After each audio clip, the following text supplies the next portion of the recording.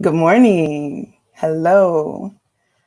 I hope you all can see us and hear us. This is our first time going live. My name is Zakia Carr Johnson, and this is our summer series live Resistance, Resilience, and Innovation. Um, I wanted to share a little bit with you all as our guest gets prepared. Um, about our organization, about our initiative. Black Women Disrupt was launched on July 25th, 2018. And we used the International Day for Afro-Latin American, Afro-Caribbean, and Diaspora Women to launch. And it was very intentional, primarily because it marked for us our purpose to be in our overarching desire to be in and create an ecosystem, a network, and a place for women of African descent to encourage our collaboration, transnational solidarity, and work together to create the world and the societies in which we want to live. And do this while on our entrepreneurial journeys. Often we talk about entrepreneurship as, how much money are you going to make? And in this, we really were intentional about how much are we going to learn in the journey? How will we work together to make that happen? And how will we include ourselves as part of a global diaspora movement? So it's kind of a grave week, really.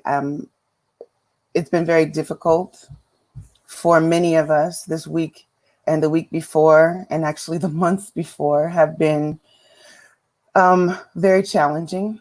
Sometimes between COVID and the alarming amount of violence against Black communities, it can be difficult to put yourself in the mind frame to be productive and to keep moving forward, working on the things that you know you must do and you want to do to strengthen your family and to strengthen your community. And so we've been super shocked with, of course, the death of Breonna Taylor and George Floyd and João Pedro in Brazil, and too many more who have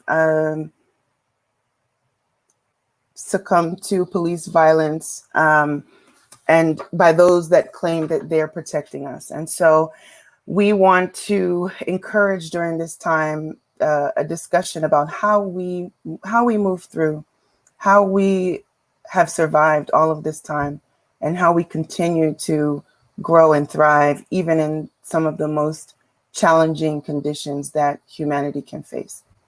And we've been asked by some of our friends and colleagues what they can do. And for us, this is a time for friends and allies to wholly embrace being anti-racist. That's what they can do. And they can understand that being anti-racist is a daily and ongoing action. It's not a one-time event. It's not a special holiday or memorial, that it is and should be ingrained in the work that we do on a regular basis. So yes, we're going to talk about economy, and yes, we're going to talk about the strength of women, but we also are very cognizant that we are not separated from the fight for Black life and for justice. So at Black Women Disrupt, we'll be using our voices in a new way in 2020. We're still committed, of course, to inspire and challenge and co-create, transform our societies.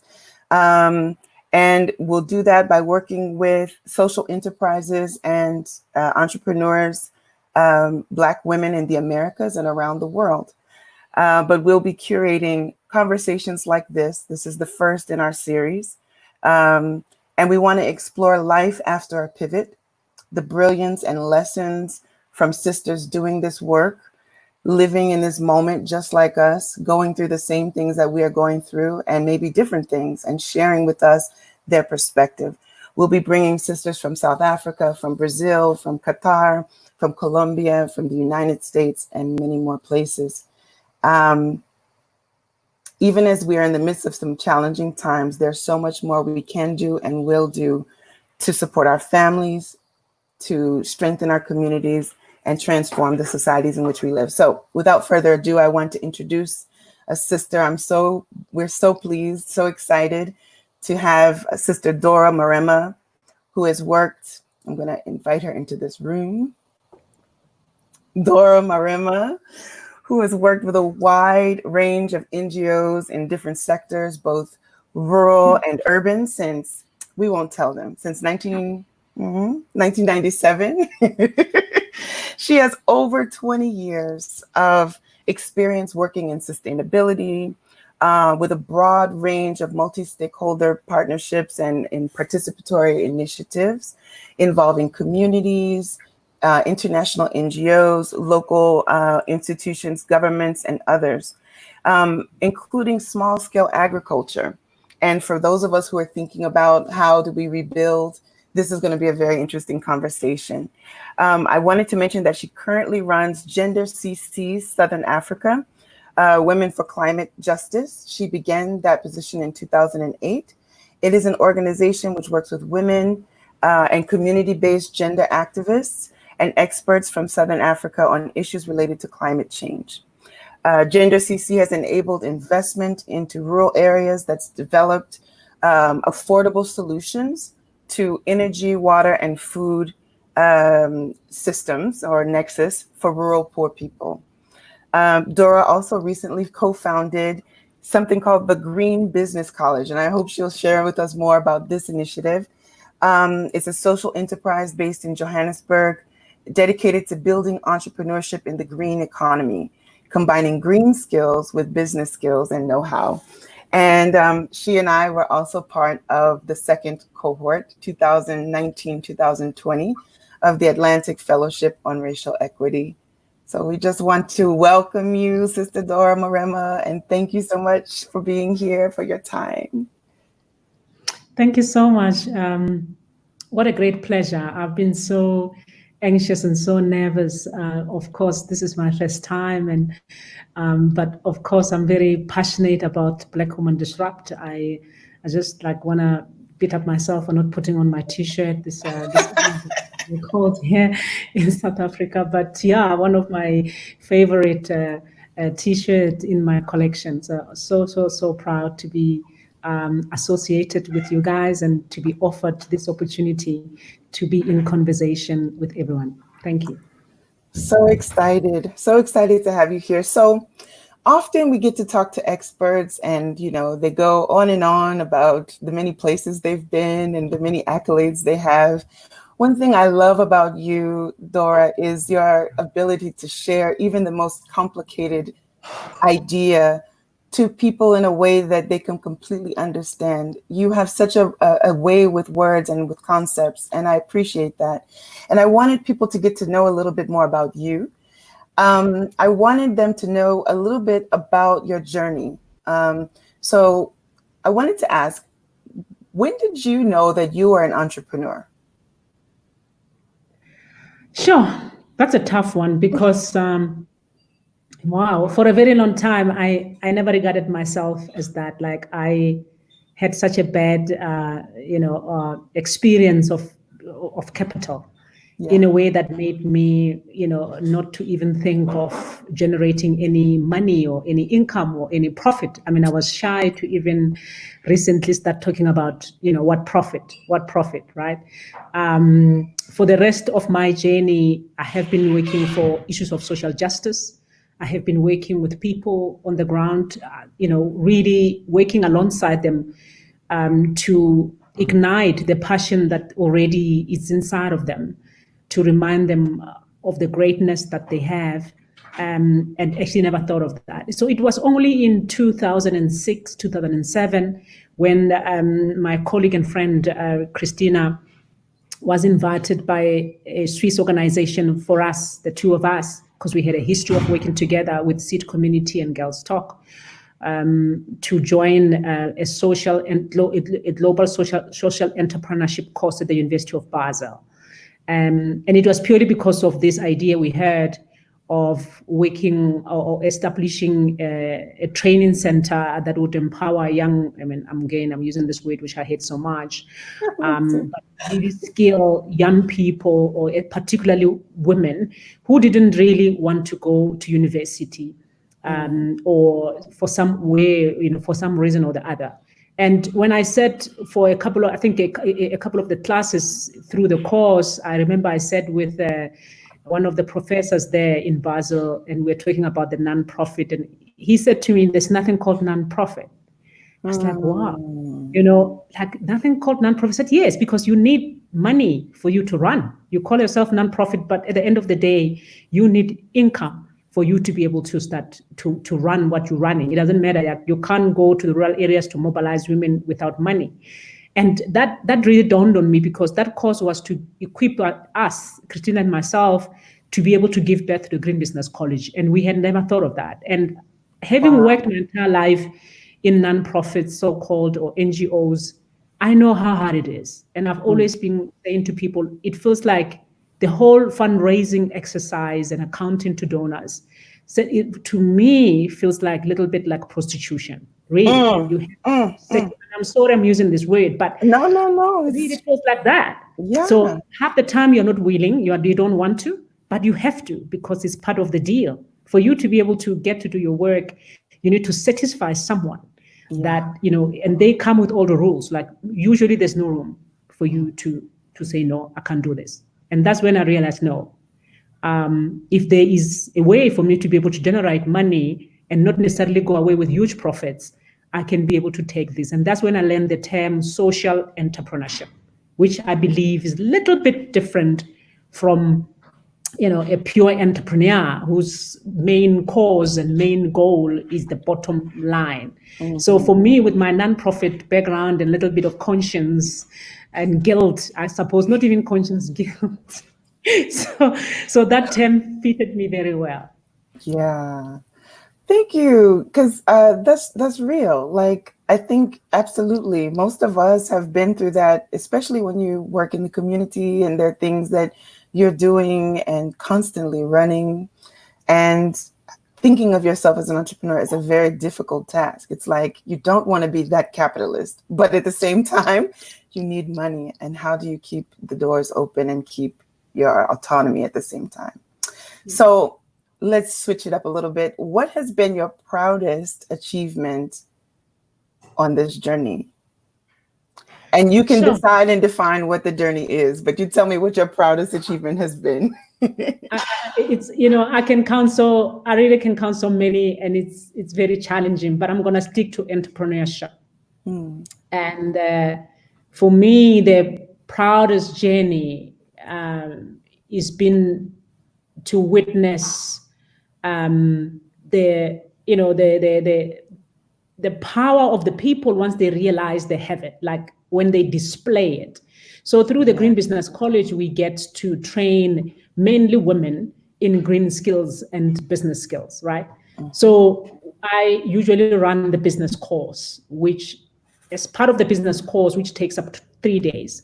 As part of the business course, there is a pitching exercise where we teach about how do you take your idea and go and pitch it to an investor. And I was working with these women, and they were from the East Rand of South Africa, the East Rand of Johannesburg in South Africa, a small township called Tsakani. And there were a group of them. I think they were like about 8, if not 9. And this one lady, because everyone has to stand up and actually present or pitch to me as an investor, or to everyone, and everyone has to give feedback, was when this woman stood up and she literally just broke down and cried. And because they'd been practicing, and said, whenever you're ready, it's your turn. And she just cried. She said, for my entire life, I've never had an opportunity to voice out myself. It doesn't matter whether was it to pitch an idea or in a meeting. I've just never had an opportunity to talk about me and what I'm passionate about and what I could offer the world. I mean, it was so powerful. It is so powerful And this is someone that has been active in the struggle and challenging, local government, in the city in terms of the electricity issues and other issues and environmental damage and mining in their area. But when she stood up and said to me, I've never had an opportunity to stand up and talk about myself. It's almost like as women, we dare to stand up and say, my name is Dorah Marema. I am so-and-so. I have founded this and this, and actually take it. So that was powerful for me. That was one of the proudest journeys, is to just like, with no effort, spending time with these women, not even allowing them, but just letting them be who they are. And really a small exercise is like a pitching mock thing, unleashing such a powerful statement in someone. And they left obviously not the same way as they came onto the course. That is amazing. That is amazing. And it's so funny. This entire exercise, this initiative itself is about us also being on the journey of learning, that we're never too old, never too experienced, never too, whatever, to learn something new and to feel something new. And I appreciate you sharing that with us. What's some specific advice that you can give to sister disruptors just starting out in their businesses? Like, I'm coming to your green college today. What are you going to tell me? What I can tell you is that I always say you have to put in as much as you want out. Yes. Yesterday, I was talking to someone and say, yes, you've done so well, but you've put in so much as well. And we always equate putting much as in money. But it's not. Many times we don't have like hardcore money, but we have money because we have time, we have skill, we have ability to be able to put in. I think give you 100%, sometimes even 120, where possible. And I can assure you it doesn't get better, right? Like you're not going to rest tomorrow and go on a cruise ship and let. Not, especially not now. Not now, right? The time will come, but it will come when you also have invested in someone whom you're gonna pass the baton onto, which is something that sometimes we forget. Walk with that person so that you can take a rest when you need one. But you need to put in 100%. When I was talking to someone yesterday again saying, if I attend a conference and I sit and the whole time there's speaker after speaker, I'm on my phone, I'm on my laptop, I will leave and someone will ask me, well, how was that? I said, it was just boring, right? And then, but if I go tomorrow and I just sit and my whole being is in it, I have paid my 200 Rand to be in that conference and I pay attention, I bet you I will leave with something valuable that I will go and utilize. So let's give enough into your enterprise. You are the foundation, you are it. Sometimes when we talk, I say to people talk, when they talk about Green Business College, they think it's the whole institution. No, you walk in there, there's no one. It's like, it's Dora and Christina is sitting on the other side of the continent, in another continent, and I sit in South Africa and we talk on WhatsApp all the time. We plan, we do this, and otherwise the thing is self-running. Like sometimes that's what it takes, but we have to give our all. We have to give our all to be able to do this. Work with others. You can't do it on your own. Like that, I can assure you. The journey would be much more worthwhile when you are walking with others. Others who have walked before you, others who are in the same journey as you, and others who are still to come. Meaning the younger ones, the others that are still desiring, because they will give you something to look forward to, even though you feel like you don't know much, you are able to impart to somebody who's so curious because they think you are the next best thing that ever happened to them. There's nothing like imparting or giving, Of course, the ones who walk before you will be receiving from them. And, so I think it's important that walk together, be part of networks that can easily propel you. It can easily take you forward in ways that you would do when you are alone. It is tough, and to a certain extent, sometimes it is a bit thankless. Just think it is a bit thankless.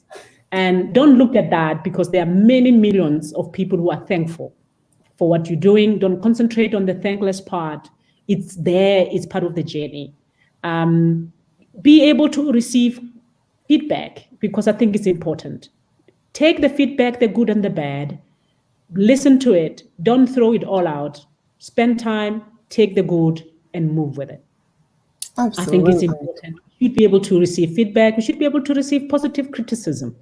And then create moments of reflection to reflect, how has the last month been? How has the half of this year, the 6 months been for me and for my business? What am I learning? A lot of times when we started, I can give an example of the Green Business College. When we started it, we were targeting the so-called underemployed. We thought, people who are doing domestic work, security guards, who are not earning enough, could have some money left after they're paying their bills every month to invest in a simple 2-day, 5-day course, maybe, for them to be able to start generating their own income on the side by making earrings like this, or by something that they could start, hopefully grow it to a stage. But we found that when we started, it wasn't like that. The people were not left with even 10 rand to be able to invest in something like this.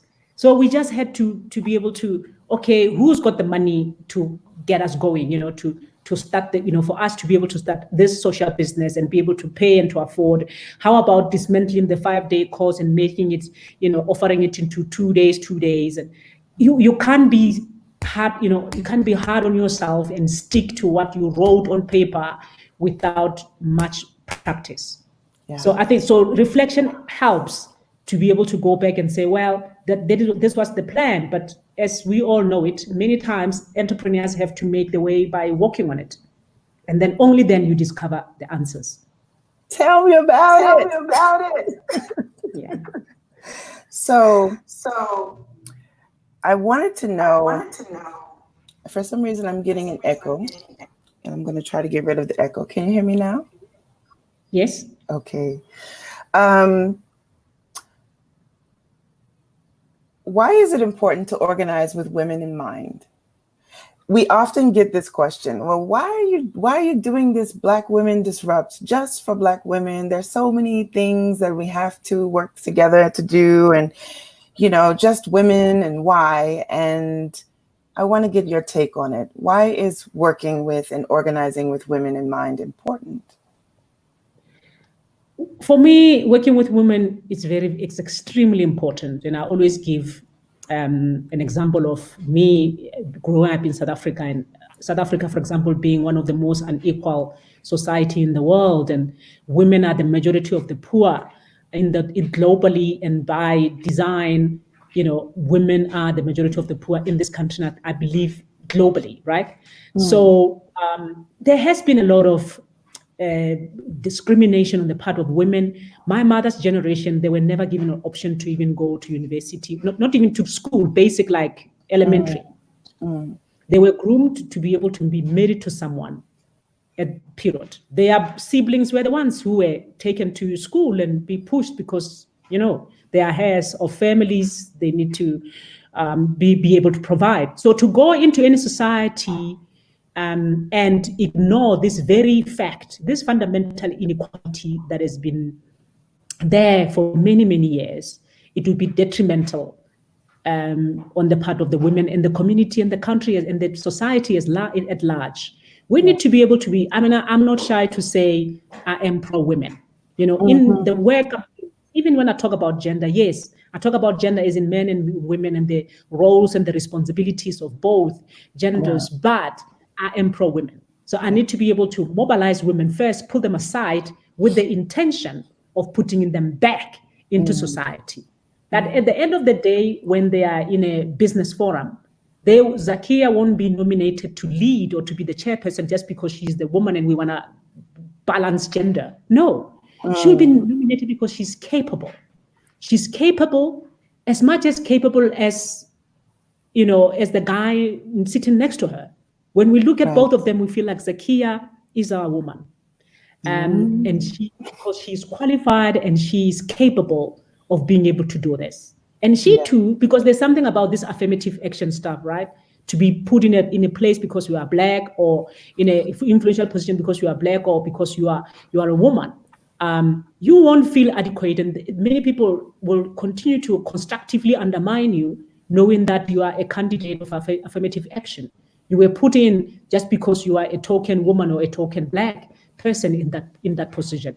It will be different if you had to compete with men on an equal footing and be able to come out on top. And we can be able to do this if we recognize the inequality that still exists and existed for many decades, and mobilize women separately to bring them to a level where they could be able to participate equally and compete equally with their male counterparts. That is very interesting, and I want to keep having that conversation with you, because so many of our sisters around the world are dealing with those challenges, dealing with the challenges of what happens when you get into the boardroom. Why does the leadership tend to reflect the status quo, among other things? So I have a question about, and I know you've touched on a couple of the challenges. You even talked about the history and opportunities and lack thereof for women in South Africa. But right now, in this particular time, what challenges are sister disruptors facing in South Africa today, this moment?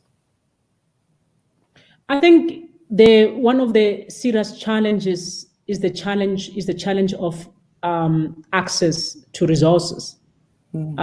Access still remain, I think, there are support mechanisms, there are support structures in place, but it is a matter of access. So you have a very limited number of women that are able to access support, and purely because in this world of technology, everything has moved online. Yeah. And by design, that leaves a majority of the women in this country who are daily starting up little businesses for them to be able to survive and to feed their families. An application process is so cumbersome, that so the application deadline will come and only 10% of the women that are being targeted will be able to respond, because people don't have access to data. They don't have access to the technology. They don't have access in terms of the language that is utilized to communicate these support mechanisms to them. So it's written in a setting in English, which is inaccessible. It's on the internet, which is inaccessible.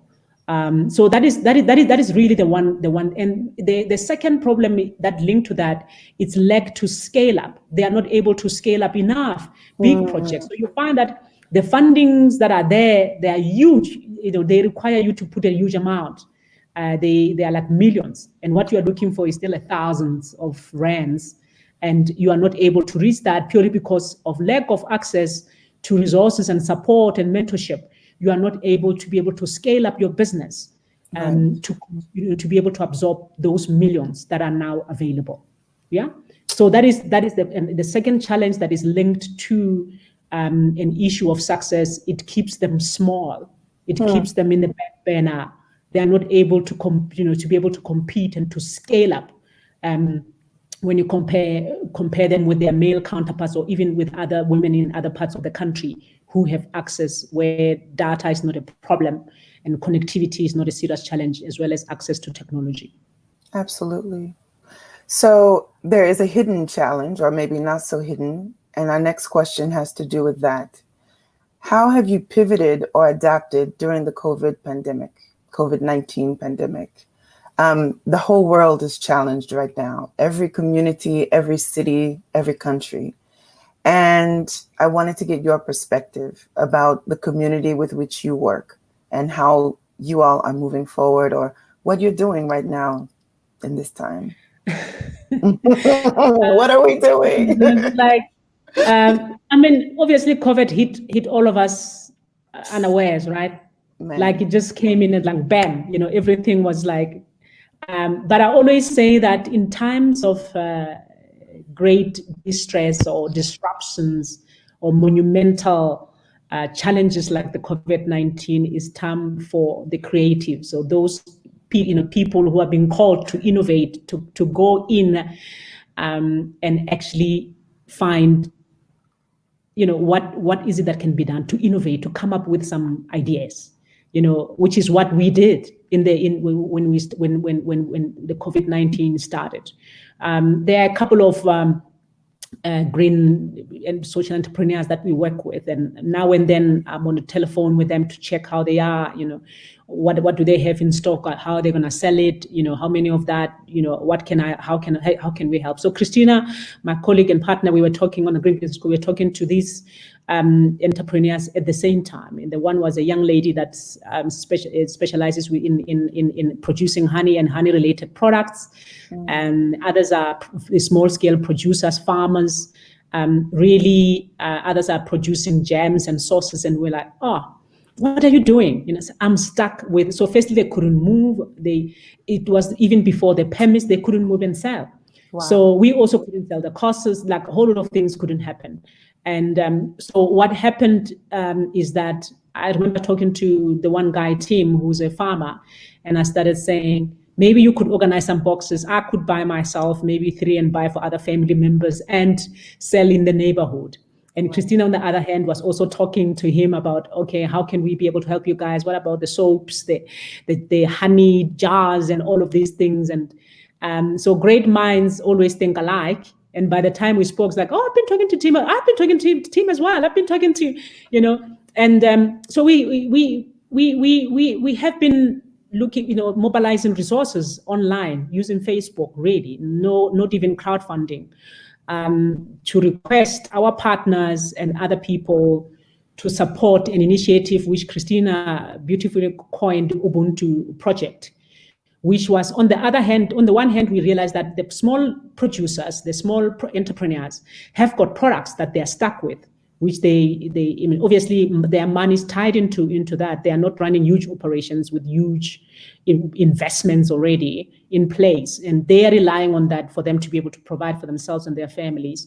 On the other hand, because they are so connected to the communities, these neighbors were knocking on their doors, looking at the beautiful mealies and the spinach and the kale that was so, visible from the street, right, asking if able to come to get it. And obviously, these people have just lost their jobs. They rely on daily little incomes that are generated through the, either marshalling at the taxi rank, washing taxis, or doing domestic piece jobs where you get paid daily.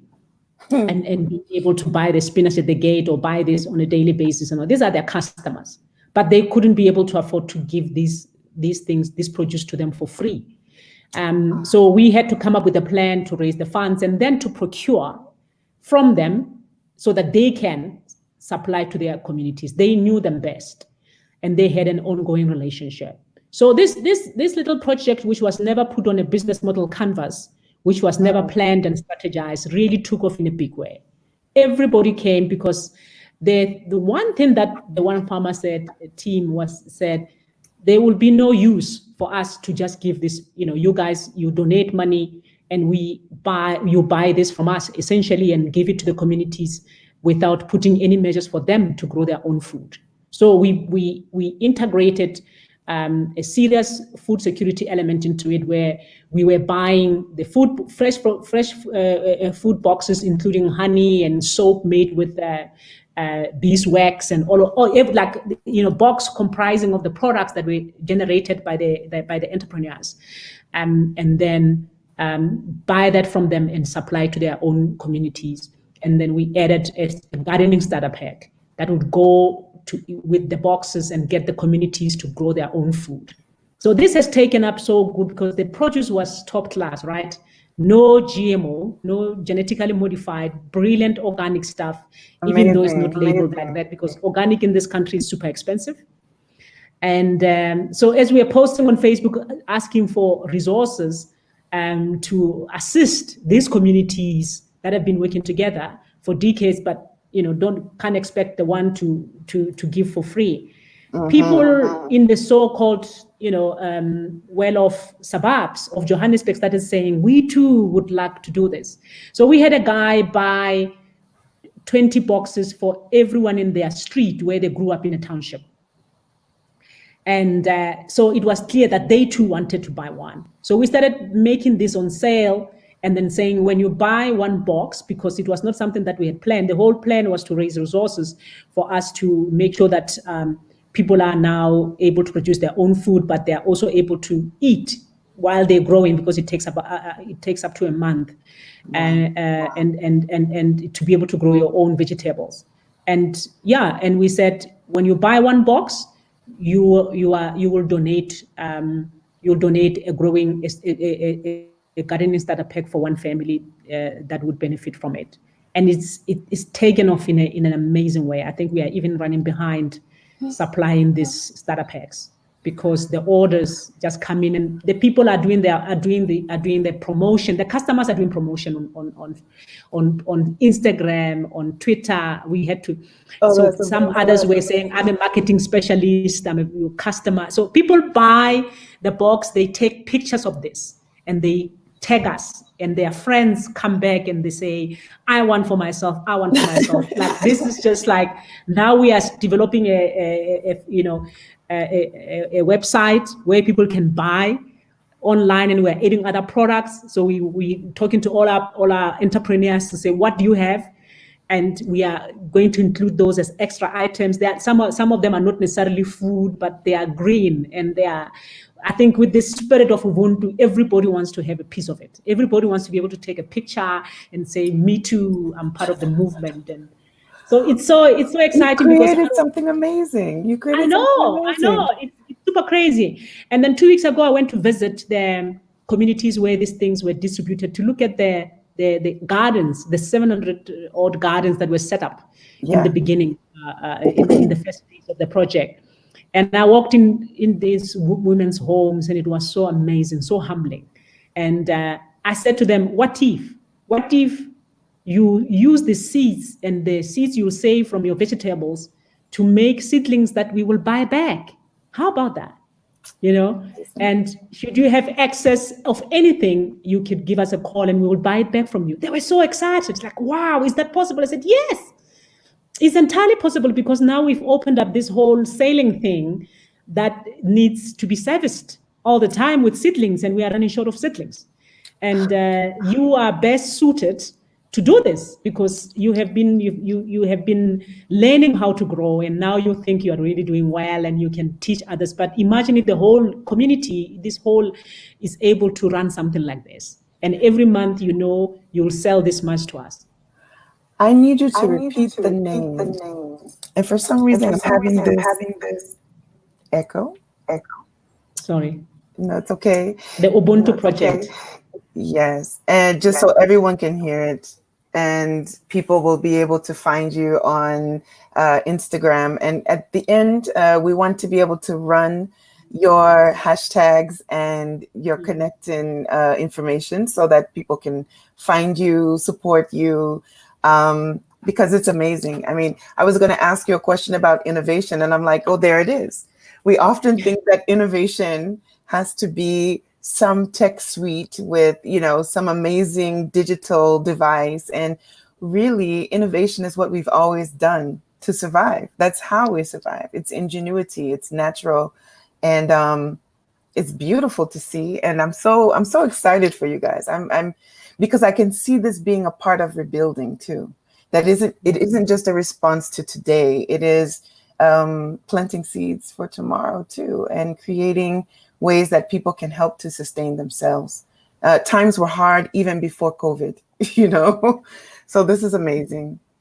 So I want to ask you a question about environmental sustainability. I know yesterday we celebrated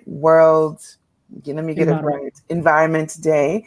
And I want, sometimes as we are on our struggle, whether we are, fighting against patriarchy, we're trying to understand how to be anti-racist in our work, we think that everything is in a silo, and we don't know how to put the pieces together. So I want to hear from you how environmental sustainability works within the work that you do with women. Most of them are Black women and colored women in the area where you are. And maybe you could tell us. So environmental sustainability is the foundation. Without the environment, not even capitalists can make the amount of money that they would like to make, because if we do not take care of our natural environment, we will have a serious backlash in a way that we will face right now. One of the biggest threats that has been induced by environmental degradation or unsustainably environmental initiatives has been the issue of climate change. And if you look at it, climate change threatens to unravel many decades of development that has been done in the world. Yeah. So when, of course, we've always had cyclones and hurricanes and droughts and floods. But what climate change does, it exacerbates, it makes those phenomena really, really bad in such a way that even the scientists are not able to predict them, right? So the machines and the equipment that have been made to be able to measure the cyclones and to measure all the earthquakes and all of these things are not able to measure these levels of intensity that has come with the recent problem of climate change. Climate change is a brainchild of environmental exploitation, of putting too much carbon in our atmosphere to understand that the whole earth crust is covered with a thick layer. It's like, I don't know what I can, like you are sitting in your house, and outside your house, you've got another layer covering your house. Like you cannot, even if you open your windows, you are not able to breathe. Yeah. And then that results in a warmer world. Yeah. The globe then becomes much warmer in some areas, wetter, in some areas, drier, which is what you will find. So when I say it's the foundation, is that if we take care of the environment, it will take care of us. You know, if we harvest things like, you know, parts of biodiversity, whether grasses, or that we've always used for decades for thatching, and wood sustainably, meaning making sure that where you're taking, you are replacing, or that the natural environment will be able to survive after you've harvested, then the environment will continue to feed us. We will always be able to go to the wild and harvest things that will be able to sustain us. So it's very fundamental. I think there is the key thing with women is that women have always been linked to the natural environment. They have been the majority of the poor, for example, as I mentioned earlier. And where I come from in Limpopo, northern part of South Africa, my mother's generation, my grandmother, they've always relied on the environment. They have harvested marula fruits, which make marula nice drink that many people drink globally. And they make all sorts of products with it, right? Because they were not trained, as I said, to become nurses and teachers and whatever. So, and then they also harvest the wild animals. They harvested mopani worms. They dried for their own consumption, stuff filled with high nutrition. In fact, we've got one of our sister entrepreneurs at the Green Business called Mpho. She runs a company called Indigenous Delights. She's producing jams and drinks and that are made of wild fruits that are harvested in the northern part of South Africa and Southern Africa. So they are so reliant on that, and they also understand the environment, the language of the environment. They know when it's going to rain. They know when it's going to be dry. They can tell if this winter is going to be freezing, or if the rain that is coming from the western part of the country is going to be violent or not. Wow. They understand the environment. They understand how to read the signs in the natural environment to be able to tell us. And they've been able to live off it, remember, for many decades without destruction. But it's when big capital comes and wants to mine a huge part of the land, meaning to tear up the belly of the earth and take something from deep in it, that you find that problems are starting to happen. So environmental sustainability is the first pillars of sustainability that we have to take care of. And if we take care of that, the other pillars, the economic, the social, will follow. Thank you so much. We appreciate hearing that from you. We also know that we can't do this work just by focusing on the struggle, even though the struggle is every day and there are many things that we must do. I want to pivot a little bit to ask you a more personal question. And this is about balance. How do you balance all of the things you have to do in order to move forward? Most of us are leading in our communities, or we're also running our businesses. We're building a business, learning about technology. Some of us are parents, and we're taking care of children and homeschooling. We're doing all of these things. What centers you? How do you balance all that you have to do in the day? Yeah, that's a big challenge, right? Yeah. And for many years, I've been struggling with this balancing act. Yeah. But I think the one thing that I do is that from the weekends, I really try, and I know when I use the word try, my friends, Christine and others will tell you when I say try, I won't do it, purely because I don't know. When I start using, I will try to do this. I just think, yeah. So I switch off. I'm a very spiritual person, and I love music. Music takes me into another world. And I usually just switch off, and I need to have at least 4 hours by myself in the weekends, usually Sunday afternoons, my nap and my recharging. I've programmed my iPhone to tell me when there's a new album being released. Then I take time to listen to it, and I play it. I play that one song that I find on that album over and over until it connects right with my spirit. Sometimes I find myself crying because the words just touch me in a very deep way, touch my spirit in a deep way. So that's what I do. Like I recharge, and I also, with the exception of now during COVID, having offered to assist with the communal stuff in the province and the country to fight COVID and assist in raising funds and thinking with others. I really don't like taking calls that are work related. In the evenings. Yeah. I always say that is the time for my family, that is the time for my children, and I need to be fully present without rushing to another call or whatever, or rushing to another thing. So because I think it's important, because you cannot give what you don't have. It's important. I think as entrepreneurs and social entrepreneurs in particular, we are known for really selling ourselves short. And I think difficult. And I myself have suffered a couple of burnouts, I must tell you. Like, I think yesterday I even suffered another mini one on my way home. But I think it's important to be able to sleep and to do the things that you like. I like running with some other women. Okay. Early morning. I love doing that. Sometimes I do it at home and with music, again, dancing and sweating it out.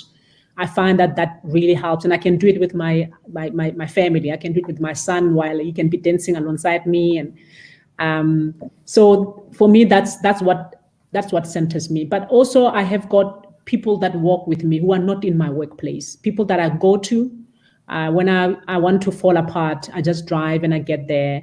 I leave everything in my car and I just get into and I just collapse. I collapse. I cry. They know nothing about my work, so they won't criticize me for not doing this. They're just there. They will just ask me a couple of questions, but they won't say, yeah, but why didn't you apply for that funding, or why didn't you do this? They are completely away from it. They are there as a support system for me to. They don't have any answers for what I'm talking about. They don't have like a technical answer, but they will I'll just feel better somehow, and then I head home afterwards.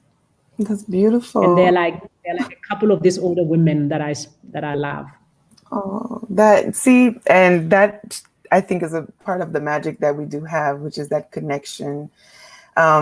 Even people who aren't our blood relatives, the friends that we have, our sisters that we, share different ideas with, our family members that we adopt, it's a beautiful thing, that connection. I see that there have been quite a few comments coming in from a few people as we've been going along. And I wanted to just shout out a few people, if I may. And if you'd like to shout out some people, please too, as well. I believe Ebony English School. The students from Ebony English in Sao Paulo are online. English is not their first language, but they love to learn English through culture and discussions like these that have to do with the African diaspora. I'd love to learn Portuguese as well. I know, we've got to do some exchange with them. It would be amazing. Also, I see that we have some people from different places. Let's see, someone from Atlanta, from Chicago. Hi, Kiratiana. And from Brazil. So I see we have one question from a young man named Jaden Lamar. And he asked, what are some ways that Black men can support our causes? Black men are such a critical part, right? Like they are part of us. I think you and I know we both have got life partners, so sometimes people call them husbands, and it's all different, right? But I also I'm a mother of boys myself, right? Like I only ever gave birth to boys, and so I think they understand this, their challenges. So because I think Black men have been part of the struggles, obviously against white supremacy, capitalism and racism and all of these things. I think women suffer a little bit more because we still even have to fight our own brothers, our own Black brothers, to prove ourselves worthy. And even from the home, from the start, like women are just being, socialized differently. We're supposed to be serving instead of, working together within partnership with. And I think it needs to start there for our Black brothers to be able to understand, because I think if we started at home, it's easy when we are in a workplace or in a business relationship that a Black brother is not going to look at me as being inferior or as being a servant or or someone that has always has to be looked down or like have to prove myself. So I think it's important. Like I'm a mother of boys, and I'm the only woman in my house. So when I throw a barbecue and my friends come through, and my friend Teboho Mukoni, she always says she would come to my house and we'll invite her for a braai as we come and we call it here. And she'll say, "You are the only woman in this house, but you are sitting down." And said, I said, "Yes, precisely." He says, "Your husband is frying the meat, your son is making the salads, and the nephews are here doing this and that." I said, "Precisely. I'm the queen of this house, and I get to sit down and do nothing." That's a dream, yes. So I think it starts from there. And I think then when we have socialized our Black brothers like that, to know that that which our older or our grandparents taught us, it's actually something that's created huge problems and huge inequalities, and actually a lot of pressure on Black men has been labeled the sole providers of their families, that they have to slave away, that they can't express their own emotions, and you know the rest that comes as a result of that. And I think it has to start there. It has to start at the home, and how at home a Black brother treats the sister at home, the mother, and then you will take that into your relationship, but also you take that in a work situation, in a business partnership. Because when I work with my husband, I'm not a wife, I'm a business partner. And I am a business partner because I'm capable of ABCD. And when it comes to ABCD, I will make decisions. I will lead. I will, you understand? Yes, right? ma'am. So I think it's a very challenging thing, and I think gradually we need to break this. It's okay for me to be the president of the company, and you can be the secretary or something, and it doesn't mean that you are less of a man. You have a president who just happens to be a woman, right? So I think it's important to be able to do that for one another, mutual respect. Really making sure that whenever they see any sexism or any discrimination raise its head, that they are the one to call it out. They don't, you understand? Because I think that it's important that when it shows its head, it's you, the man, that calls out the other man and say, "Not under my watch. This woman is fully capable and fully qualified as much as we are, or as much as you are, or even sometimes more than we are.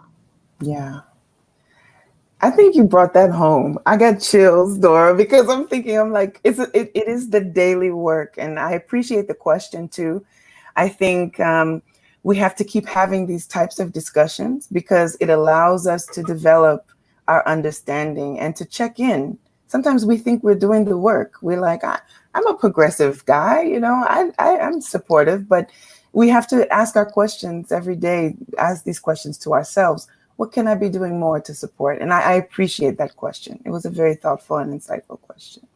So we're going to start to wrap it up. One thing you must share with us is the song that is inspiring you. You talked about going into music and music being your place of solace and reflection. You must share with us the song that is speaking to you right now. And we will post it so people can listen to it too. What are you listening to? What are you reading? What are you watching that's bringing you joy? The song that I'm listening right now, and just this week, and it's a new album again, which is I've just been prompted, and usually my son will also prompt me. It's a song by Bethel Music. It's like a Christian song. Mm-hmm. It's called "Come Out of That Grave." It's called "Resurrection Power." Wow.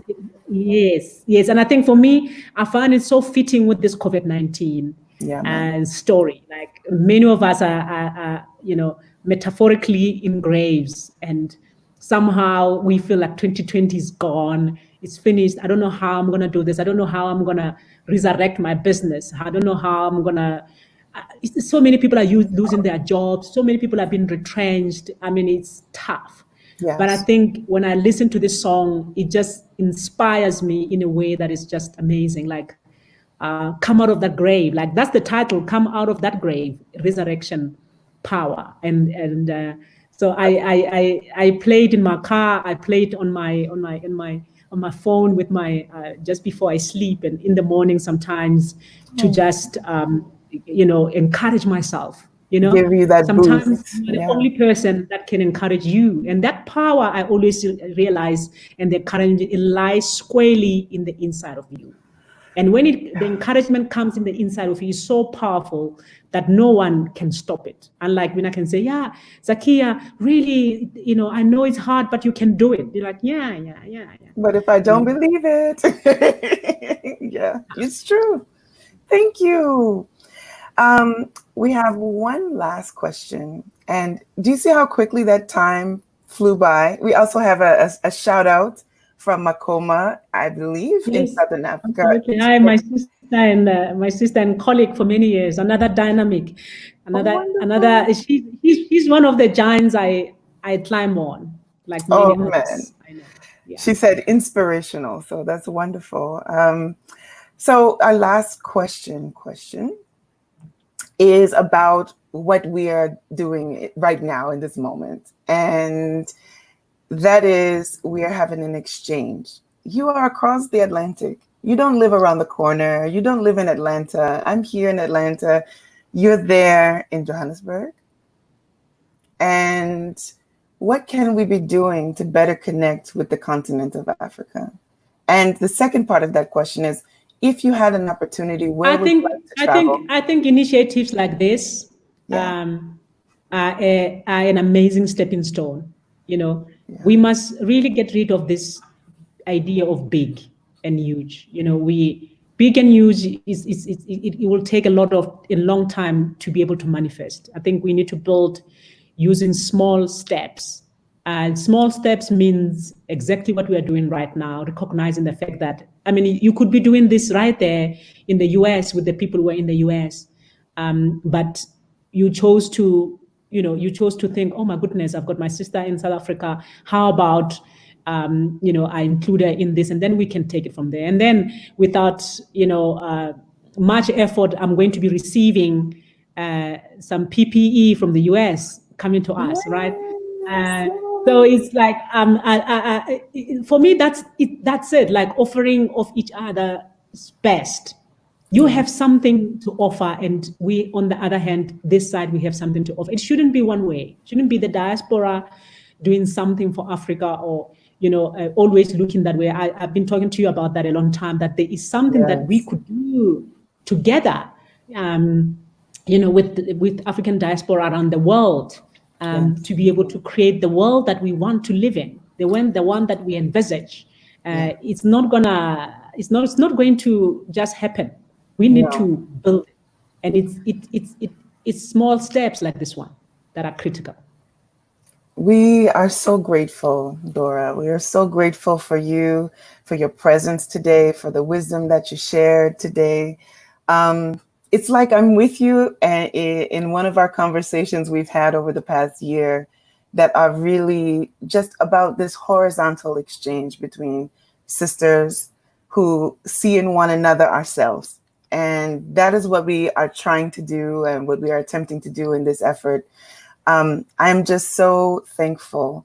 We are thankful that you said yes, that you had time on what I know is a very busy day for anyone working in the community. And we just appreciate you. We're sending our best to you in South Africa. And please don't let this be the last time that we connect to share good practices. I want to get you in a room with some sisters from Colombia. I want us to have conversations with sisters from Mississippi. There must be more that we can learn and do together. So I just appreciate you. Thank you so much. Thank you. Thank you so much. I can't wait. I mean, I can't wait to have you run a masterclass for us. Ooh. And there's so many things. Like, the list is endless. And I mean, it's so amazing how one action can spark so many things. It's going down. I'm so excited. I'm very, very excited. Thank you. Thank you. So I'm going to allow you to do what you need to do for the rest of the day. I have a few more things I want to share with the rest of the community that's listening. We're going to have more and deeper exchange as we move forward. This is just the beginning, really, sisters. This is the beginning of this summer series. We hope it morphs into something that grows as we go. We're doing this also. We talk about solidarity. We're doing this series in multiple languages. We are not translating each session, but each week we're having different languages and different countries represented, different perspectives and sectors of the economy and social economy. So next week, we're going to be speaking to a sister named Emilia Inieda Valencia Murain.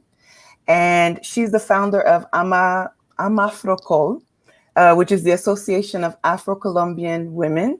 And she's the visionary behind a hair braiding and styling contest called Weaving Our Futures. And it's an amazing initiative. She's going to share with us what the power of resistance has been through our culture and organizing with women to make our societies better.